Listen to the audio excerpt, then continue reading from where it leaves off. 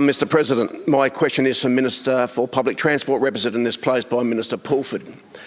In the last hours of the last sitting week of last year, we passed a transport legislation bill along with my amendments that reintroduced an offence for touting. A great day and a great achievement in a campaign by my team, which had been running for some time. So I find it disappointing to hear reports of touts continue to operate unabated at the airport, stealing fares from drivers who follow the rules. We are 4 months in and we now understand not a single infringement has been issued by the regulator for touting.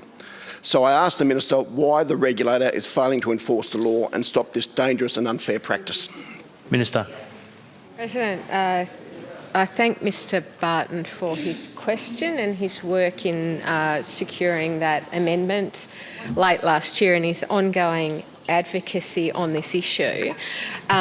Since the introduction of the new law on the 4th of December, Commercial Passenger Vehicles Victoria have conducted 19 operations at Melbourne Airport. 5 operations were conducted between the 6th and 12th of December, providing education to industry and passengers regarding the new laws.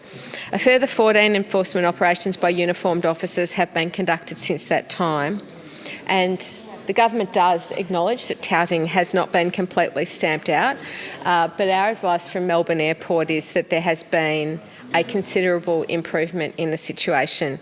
And in addition, President, CPVV met with Melbourne Airport and the Australian Federal Police as recently as last week to discuss other options to address touting, and they'll be increasing enforcement activities. But of course, if Mr Barton has further information, I'm sure that Minister Horne would be pleased to receive any observations he has to share on that. Mr Barton.